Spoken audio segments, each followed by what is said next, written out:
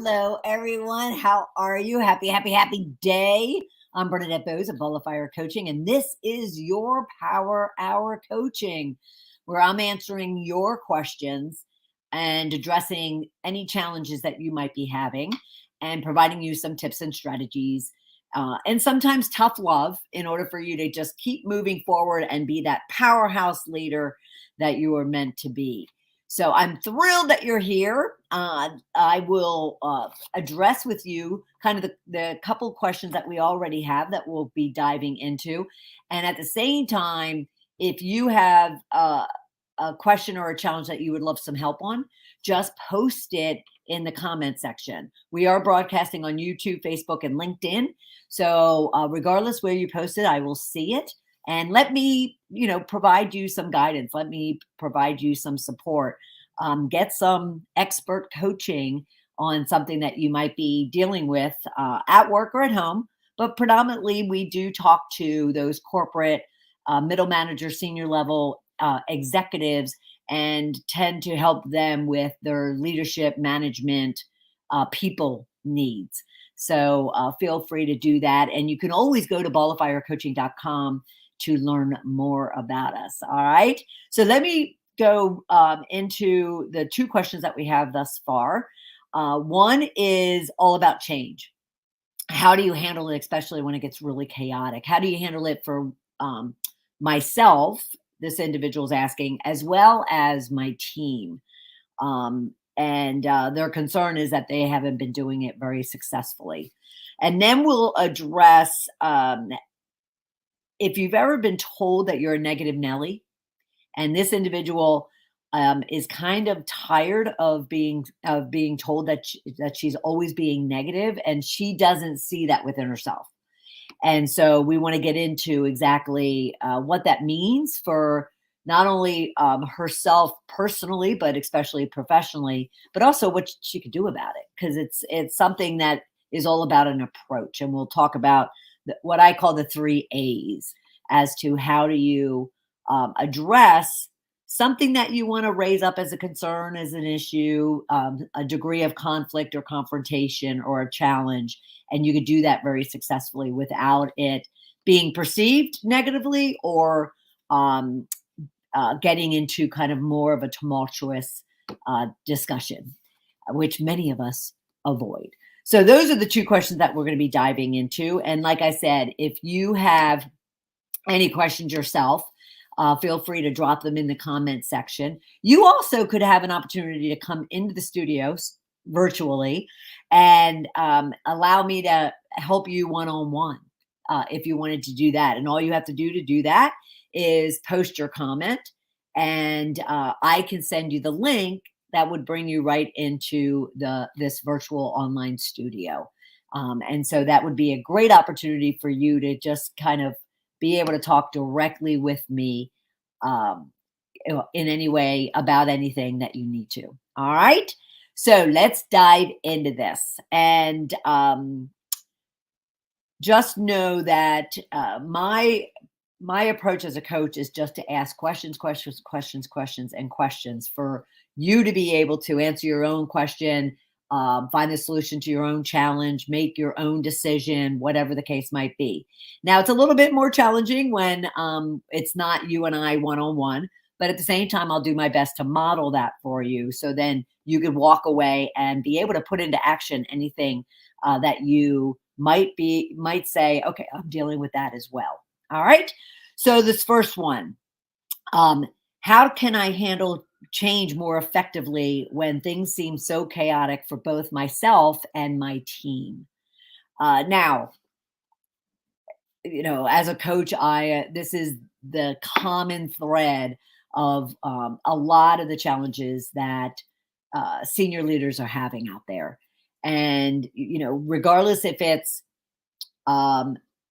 internally at work, it could also be internally at home for someone, where a lot of change is happening at home and therefore it's coming into the workplace. And then you have company changes that are happening. And then you have, community world changes that impact not only yourself, but your teams. And so as a true leader, now as a powerhouse leader, as I love to call you, it's really critical that you get your hands around embracing change, because change is inevitable. We all know that. You just have to look in your past week, 2 weeks, or a month of your day in, day out life, and you'll recognize that change is inevitable. And that more frequently happens at that pace when someone is getting really knee deep in all the external changes that are going on around the world, whether that's price of gas and impacting your business, whether that is the war that is impacting your personal life. And I have actually one or two clients from Ukraine, for instance, and their families are over there and they're here and they're trying to figure out how do I deal with just all that emotion while I still have to go and perform at work. So there's a lot of external factors as well as internal factors that are creating a lot of chaos and a lot of turmoil for many of you when it comes to change. So I want to break this down for you when it comes to what you can do for yourself, because the impact it's having on you personally, but then what can you be doing for your team and the impacts that it has on your team. Okay. And again, if you have any comments, if you have any further questions in regards to it, whether we're live or if you're watching this in replay, then just continue to drop comments and I will get back to you directly. And as well as if it's while we're live, I'll get it addressed immediately. All right. So the first thing, and we're going to be addressing you right now, the first thing when it comes to change is you have to acknowledge it. A lot of people live in denial that there's change going on. Some people use it as a kind of a protection, a shield from, getting into the muckety muck of change. And in a lot of cases, I'll tell my clients that that's the approach that they should take, especially when it comes to the external factors that you cannot control. All right. And we'll talk more about that. But so you just need to first acknowledge that, yes, there's a lot of change going on in your world, within yourself, in your work, and kind of get a grasp around that. Okay. Don't live in denial. Don't fight it. Lean into it and figure out, okay, so how can I manage and take control of this as opposed to allowing it to manage and control me. So first acknowledge it. And then what I would suggest that you do, especially personally, is as you're acknowledging it, and maybe if you're a journaler, you're, kind of scribbling it out, and you're trying to kind of get an idea of what it is. It could be financial.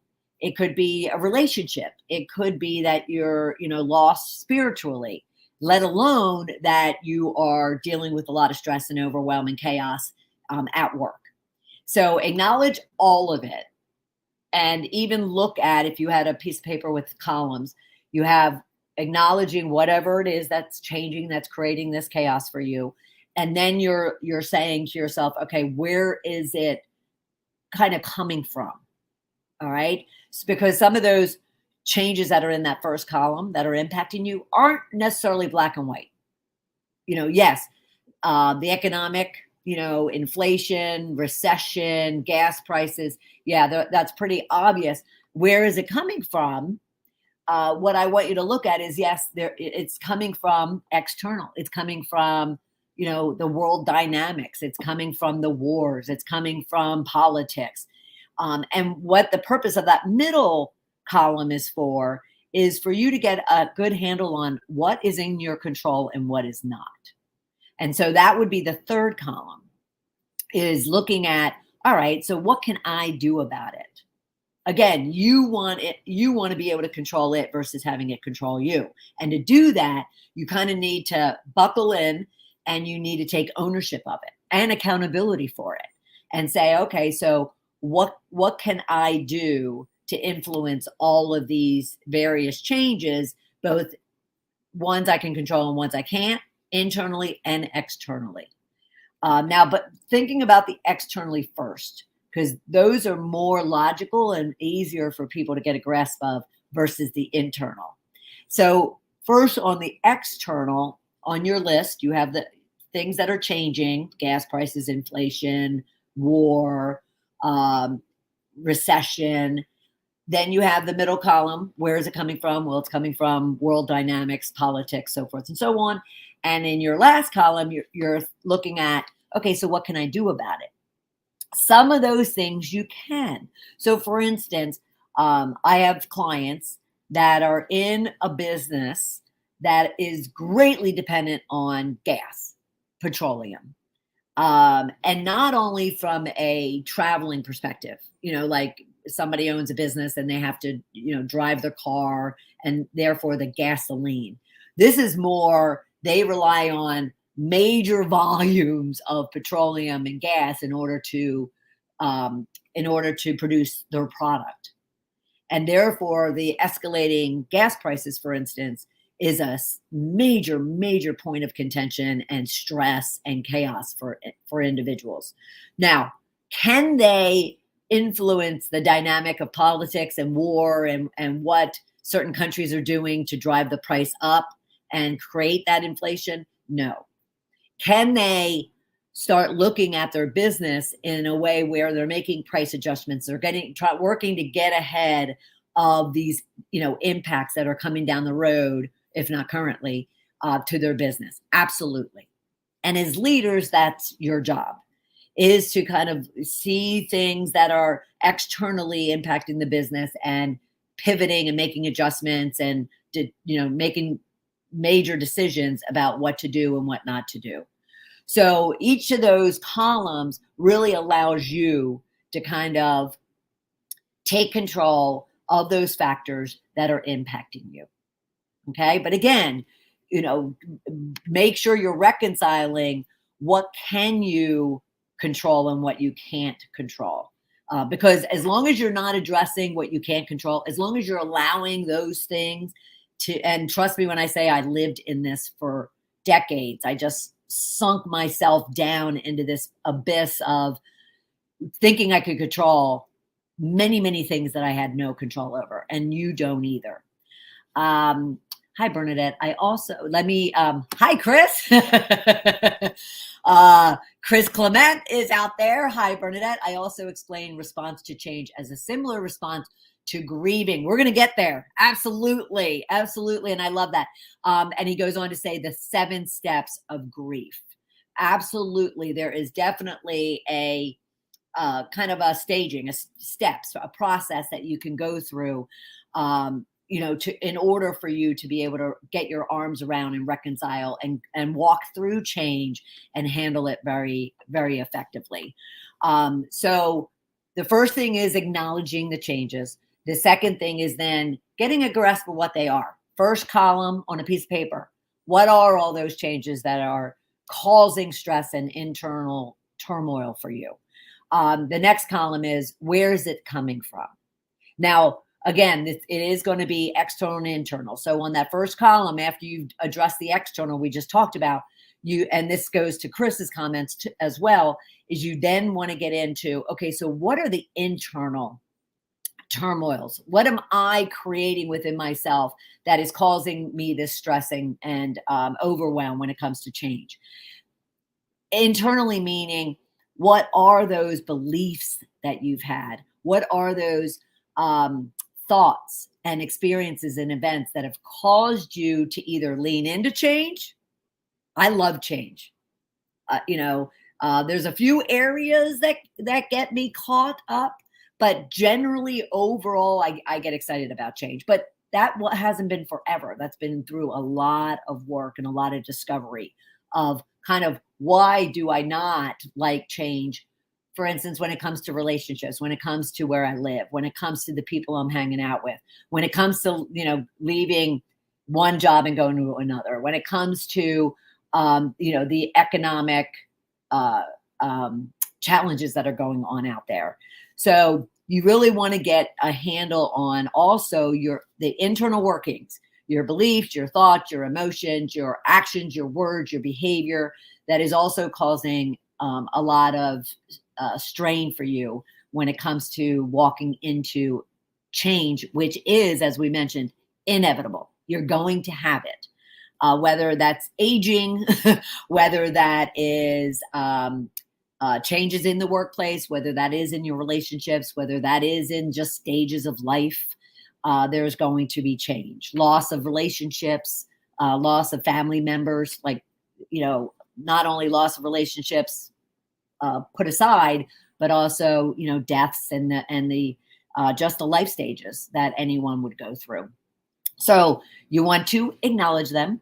You want to understand where they're coming from. And then you want to, in that third column is, what can I do? What do I have in my control in order to adjust and adapt and, kind of welcome this change that's happening? And if I'm not going to openly welcome it at first, what steps can I take in order to at least accept them and walk through them? Okay. Now, one big thing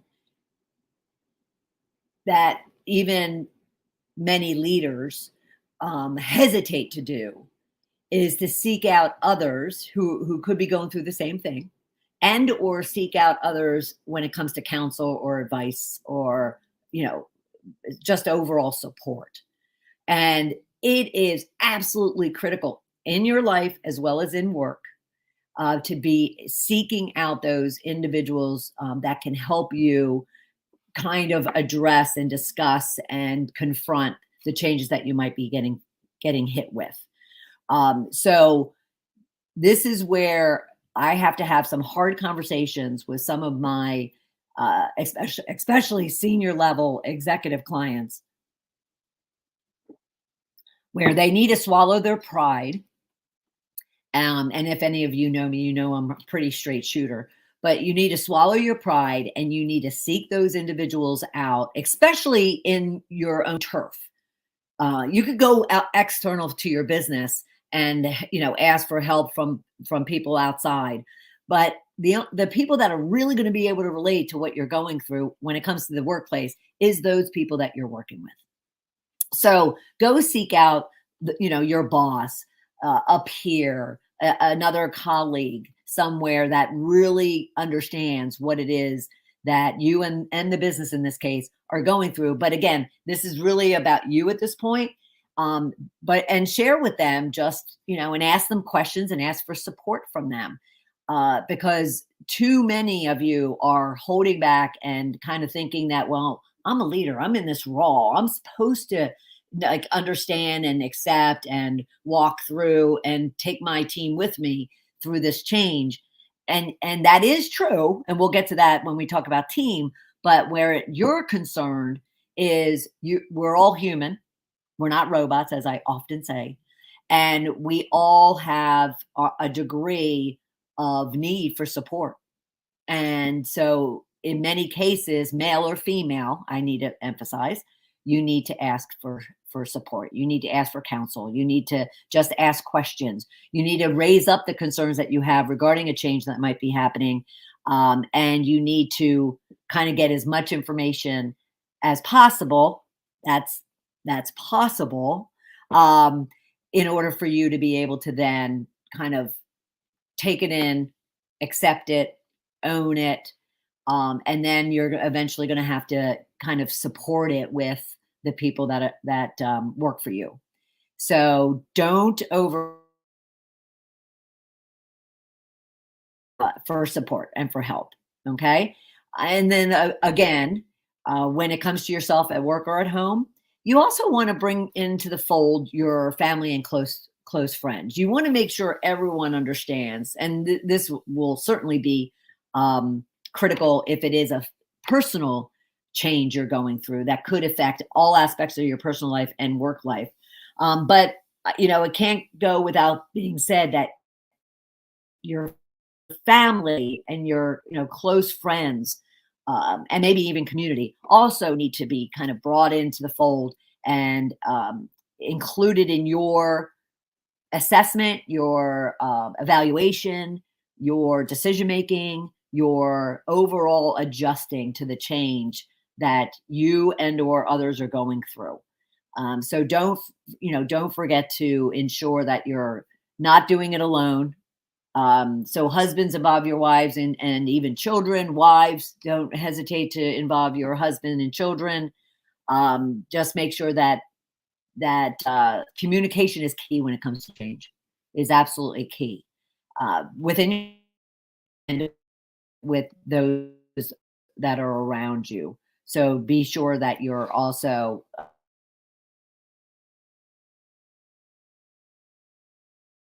parent, raw and honest, and and complete.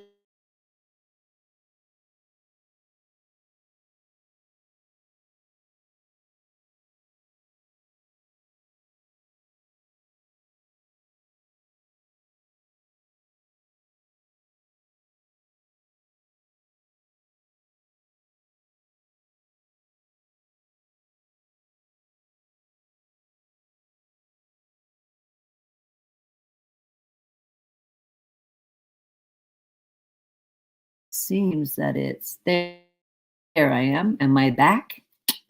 Am I back? Am I back? Something something happened with my internet for some reason very quickly, so I apologize for that.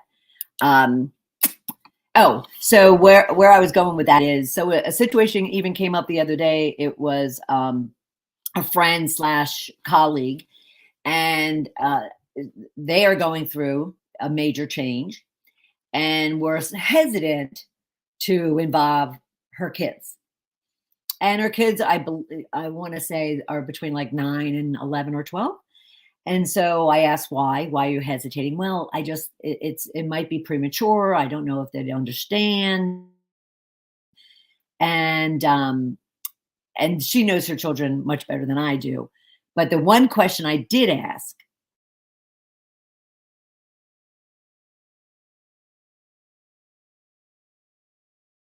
you that love you and want the best for you, they know what's happening, and you might think that you're protecting them, but they actually have, kind of their hand on the pulse of what's happening, and they know something is going on. They might not know exactly, but they know something is going on with mom. So bringing it back to you personally, especially, other people have gone through it, and they probably know what it is that you're going through, and therefore just be sure you're reaching out and engaging them. um, there was some one thing that just popped in my head, but it just also popped right out. And if I recall it, I'll bring it back up. All right, so the other things that you could be doing from a personal perspective is, of course, then you go through some logical, um, so this is for all the analytical ones out there. You go through some logical steps. All right, what's the pros of this risk? Oh, I'm sorry, of this change. What are the cons of this change? What are the risks of this change? And you use that type of logic along with even the more emotional. I'm excited. It's a great opportunity. It's going to open doors for future advancement. It's going to allow me to build a team, whatever the case might be. So it's both, almost quantitative and qualitative, pros, cons. And therefore, you can also use that to make decisions about how you embrace change and the steps that you take in order to um, approach it and get through it very effectively. And you come out the other side even that much better. All right. And then, as I mentioned, it's really all about control. So here you're looking at the pros, the cons, the risk. You already looked at kind of the internal, external causes of the change, where it's coming from, and what changes, how can you take control of it? So with all of that information, I immediately see a change in my clients when they walk through this process, and they are getting a sense that, you know what, yeah, okay, I'm getting control of this, so I feel more stable, more secure. And we're going to talk about that very shortly, about the teams. It's going to be critical.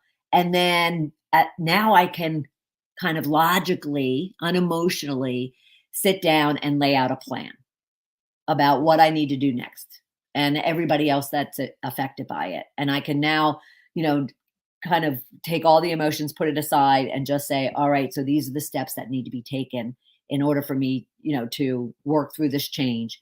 And then once you lay out the plan, you start acting on that plan.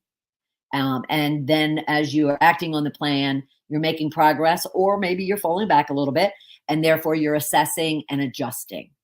All right. So, bye, Chris. Sorry about the little technical blip. So, that's going to be kind of really where you want to end up. You want to, and I'll go back to the very beginning of this. You want to acknowledge this, the inner workings, the inner turmoil, the inner chaos that might be going on when it comes to change. But you want to get it to a point where you're acknowledging it, you're working through it, almost like what Chris said in regards to the 7 steps of grief.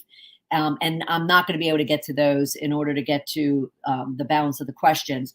But then what you want to get to is the point of which you're already at a logical state of being where you could put a plan together, start taking action, pulling everybody together that needs to act on that plan. You're as you're acting, you're making progress or you're falling back. So you're assessing it and then you're adjusting. So you're going from emotional to logical. And all of that is critical. Just like the 7 steps of grief that Chris mentioned, all of those stages are critical in order for you to get to a place where you feel confident, you feel secure and stable, because that's going to lead to our next conversation about your team. You need to go through all of that in order to ensure that when you start involving your team, and it's going to be sooner than what sounds like later, they need you to be the leader that you're in a position to be. They need calm, they need stability, they need transparency, they need honesty, they need someone who's confident and secure. That not that everything's going to be beautiful and wonderful and terrific if very hard decisions need to be made and very difficult conversations need to be had that could, impact other people, including themselves. But your team needs to know that, one, that you have their back, that you're going to, protect them as best as you can, that you're going to be forthright and upfront with them, that you're also going to be that calm in the storm to where you have the plan and you can lead them through what actions need to be taken, and that, you're going to communicate to them on a regular basis in order for them not to sit around, as most employees do, sit around and be like, I don't understand what's going on. No one's talking, no one's sharing, they're holding information. And it's my job on the line. It's my income, it's my lifestyle, it's my ability to take care of my, family and myself.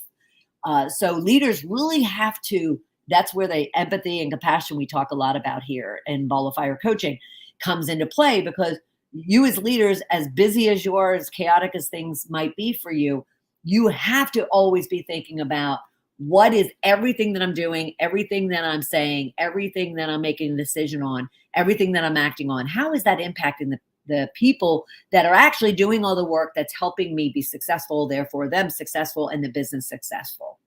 You have to be able to be empathetic enough and put yourself in their shoes, and then provide whatever it is you would want, like all of those steps we talked about for yourself.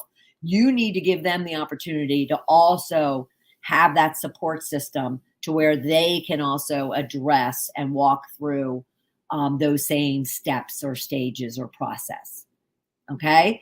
You need to ensure that when it comes to change, you're very visible. You're very forthright. There is stability there. I said that before, but there is stability, and that they can really rely on you. And they need to be able to go and do what you did yourself. They need to be able to go and acknowledge the impact that this change is having on them. They need to be able to come to you and raise up their concerns and really ask as many questions as they need to be able to ask. They need to be able to pull together their own support system of whether it's peers or you or seniors. They need to be able to then work through the process and come up with that plan or be involved in putting that plan together. Obviously, they're going to be involved in taking those actions, assessing and adjusting. But ensure that, especially if it is a big change that your company might be going through, your department might be going through, that you involve them from step 1 to step 10. It doesn't mean you're going to be able to share with them everything that they want to know and that when it comes to personnel issues, when it comes to decisions of acquisition or even of elimination. Whatever the change might be or the decision might be. You might not be able to share 100%, but you need to be frank and upfront and honest with them that, yes, things are going to be hard. Things are going to change. Some people will be here. Some people won't. We are evaluating X, Y, and Z. And we just all need to kind of work together to kind of work through this. And the more you can do that, not only will you have overall success in managing that change, but you will have kind of instilled a sense of pride and a sense of accomplishment from the leadership perspective. And your team, not only individually, but their perception of you is that they want to be part of your team. They will walk through fire for you. They will do whatever is needed and adjust to this change because you've been right there with them all along. You haven't alienated them thinking you're on this high horse, and pedestal, you're the leader and, whatever is going to happen, they just have to deal with. That will set you up for failure. Plain and simple. And again, you know me, I don't hold back. So be the change that they need. Be the change they need. Be the powerhouse leader they need. And everybody will win as a result of it. Okay? All right. If you have any questions or challenges that you'd like to discuss, please feel free to drop it right here in the comment section as we're live or even in replay, and I will be sure to get to it. And at the same time, if you want to look at what are the 3 must-have myths out there in order for you to be successful. So you're being told some things, and for decades, actually, when it comes to being in business, that you need to do, behave, say, and they're myths. They're not true. And therefore, what else can you be doing in order to get noticed and acknowledged and recognized and included and therefore advanced and supported? Download our 3 must-have myths ebook. You can go to balloffirecoaching.com and do that. And you'll notice, if for those of you, and many of you have reached out to me on LinkedIn, that we have changed our Ball of Fire Coaching website, and we'll officially launch it at the end of the month. But you're getting a sneak peek to go out and get that ebook. And I would love to, hear your comments of how you were able to use that information so you can continue moving forward and achieving the goals that you want for yourself. All right. Okay. So our second question, how many of you know what a negative Nelly is? How many of you have met a negative Nelly? I was one, not Nelly, but I certainly was one of those people. And so this next question revolves around the fact that it wasn't a question addressed to me. It was actually a session I was having, and it was the approach my client was taking that then I provided coaching on. And then I said, would you mind if I shared this example from a leadership perspective on our Powerhouse coaching? And so the situation was basically, this individual has been told more than once, actually many times, that they are negative, that all they do is complain, that they, and when they do either one of those things, they're not kind of addressing solutions or, asking questions to see what they could be doing differently, so forth and so on. So do you know anyone like that? Because if you do, then please take the opportunity to provide them some guidance and some coaching, because it's not helping them. Now, there's some, like I was at a time. There's been some that think that raising up concerns / complaints is kind of in their leadership capacity. And I can and won't deny the fact that somebody needs to, a leader should, if they see something, going astray, if something's wrong, if something is breaking, if something is just not working, they absolutely have a place to raise that up. However, it's how it's raised is what gets people in trouble. And so in this case, how she was raising it up has been consistently working against her. Now, the other add-on to this that I'll raise up is she hasn't necessarily been told until now, hasn't necessarily been told that this has been negatively impacting the perception of others have had of her up until now. But yet then was told that it's been as long as that she's been with the company, which has been probably like 6 or 7 years. So you certainly don't want 6 or 7 years to go by and have this perception building, and no one addressing it with you, and you not recognizing it yourself, because perceptions are very, very hard to change. They're very hard to change. And so you certainly want to, your boss, this, individual's boss, is responsible for making sure that they're talking to her.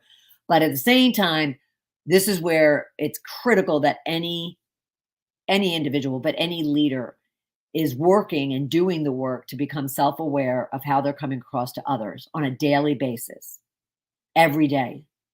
And if you haven't, start today. Because how others perceive you is their reality. And so if you're sitting back going, I wonder why I'm not getting promoted, I wonder why I'm not getting included, I'm wondering why I'm not being asked, to participate, if I wonder why I'm not getting a raise, you really, if you have any of those questions going on in your head, you kind of have to sit there and go, okay, it's time that I do some work on, being self-aware and understanding how others are perceiving me. So in this case, that's exactly what happened. And then it was brought to me in one of our sessions. And so I'll share with you what I shared with her when it comes to this, because it is so easily addressed. And therefore, you wouldn't have to have this perception brewing, so to speak. So a few things first, though, is based on what I said, there is a huge difference between bringing up complaints and bringing up concerns. Okay, so that's the first thing that I would want you to understand, is that you can always bring up an issue, and it's either going to be perceived as a complaint, or it's just going to be perceived as you raising up a concern, an issue. All about how you go about it. Okay. There's a huge difference between telling someone, and even kind of like enjoying telling someone what they did right or wrong, versus asking why they do the things that they do or the way that they do it. Okay. So there's a difference between complaints and concerns, and there's a difference between telling someone and asking for understanding of whatever or situation might be, what might be impacting them or even you. It's all about what I call the 3 A's. It's all about the approach, the attitude, and the asking. So I'll break those down. So the approach. The first thing I would want anyone to understand when it comes to that is how you walk into a situation, good, bad, or ugly, easy or hard, has tons to do with how are you approaching it? Are you approaching it looking for a war, looking for a battle of the minds? Are you, approaching it with a genuine interest to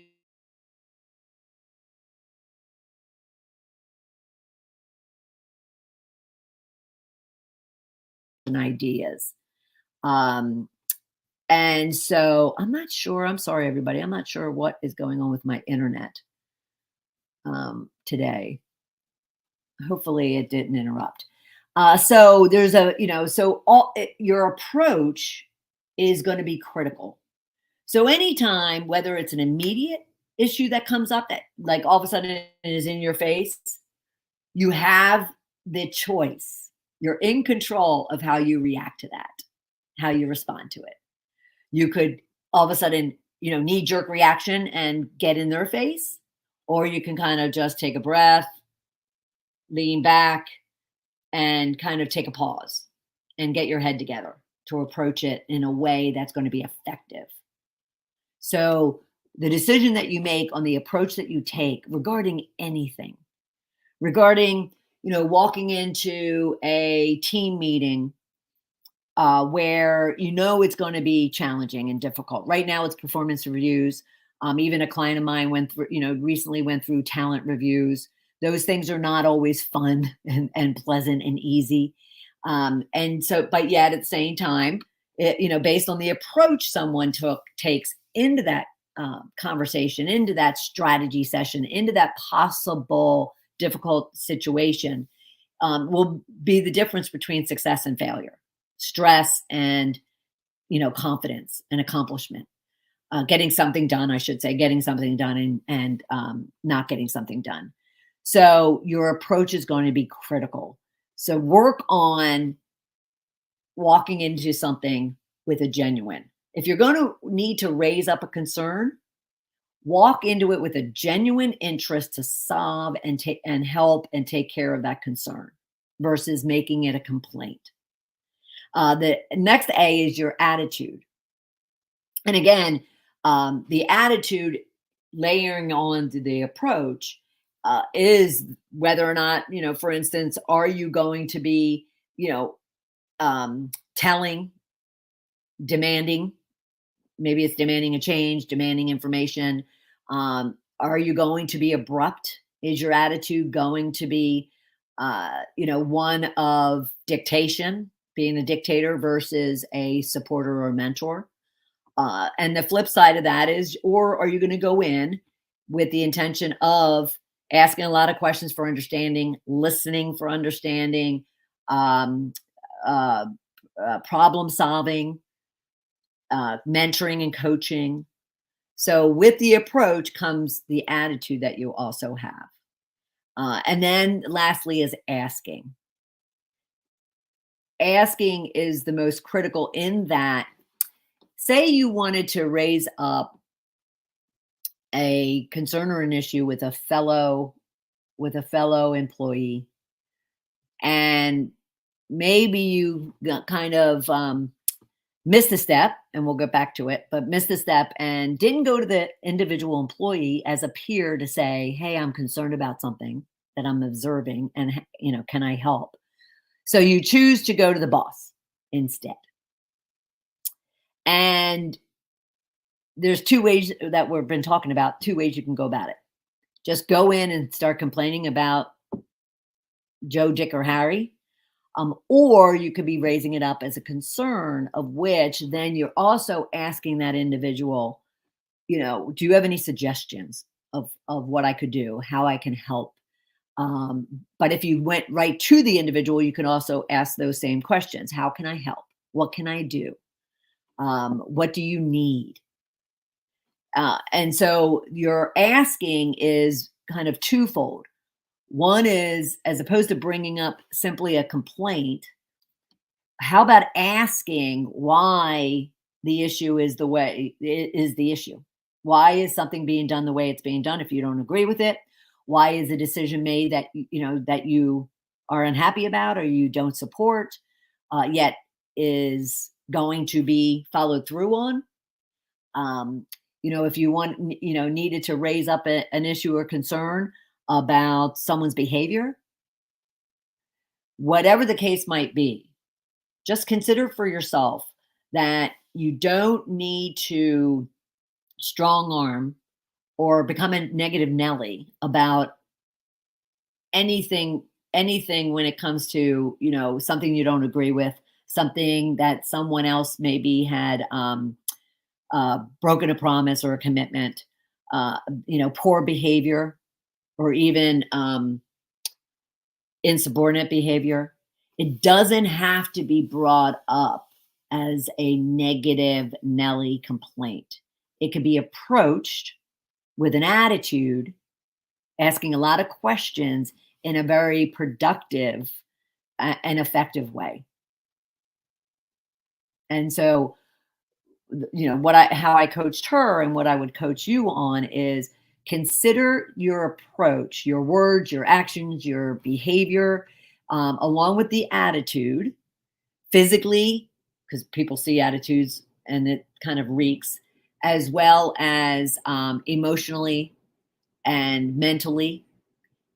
And then look at, the words and the actions that you're using, and then just ask a lot of questions and go into it with a genuine heart to want to understand and want to help. And then even if need be, advise, counsel, and pose a solution. But the worst thing you could do, and it will hurt the perception that others have of you, which could hurt your career, is just approaching it as a tell complaint without even offering solutions to that complaint, let alone without seeking real understanding and with compassion and empathy. So now, as I mentioned, perceptions are hard to change, but they're not impossible to change. So one last thing before we go is I would want, as I will be following up with her, is if she starts modeling and really taking into consideration what we discussed and laid out, and she starts modeling and really behaving genuinely in a different manner, that perception may not change tomorrow or even a month from now or even a year from now. But eventually people are very observant. People are very observant, and they will start observing a change. And I've worked with a lot of high potential but struggling clients. They're not all my clients, but there's a section or a sector of my clients that are high potentials, but they're struggling. And this is one of those ways that they're struggling, is that they're being perceived in a negative light. They don't see themselves as a negative light. Their family and friends don't, but for some reason, somehow they're projecting it, especially in the workplace. And they've been in situations where they're close to walking out the door or needing to walk out the door. And yet with some tips and strategies and support and coaching, they've, kind of shifted, changed their behavior, changed the way they go about performing and behaving, and they've changed perceptions along the way. So I'm going to, kind of happily cheer on and applaud her when someone else observes that she's raising up concerns or issues very productively and effectively, as opposed to being a negative Nelly. So I will leave you with that thought. But at the same time, if you do have any comments or questions regarding anything that we've talked about, or you have a question or challenge that we haven't even addressed, then whether we're live or you're watching this in replay, be sure to leave a comment and or reach out to me directly on LinkedIn at Bernadette Boas. It's real simple. At Bernadette Boas, you can link in with me, and that's where majority of you do through a DM. And I'm very happy to support you in any way possible. You could also schedule a 30-minute session with me So simply go to coachmebernadette.com/discovery call, and let's discover what it is that you are dealing with. What are you challenged with? What are your goals? What's just simply the question that you have, and allow me to support you in a complimentary call, no obligations, and get the support that you need and deserve. And then lastly, remember, you can go to balloffirecoaching.com and you can download our 3 must-have myths and learn what it is that you've been told that is no longer applicable, thank God, and what you could do differently in order to get recognized, get acknowledged, get supported, so you can continue moving forward and creating the riches in life that you deserve. All right. So until next week, I will see you out on LinkedIn or out on Facebook, and feel free to go to balloffirecoaching.com and let me know how I can support you. All right. Take care, everybody. Bye.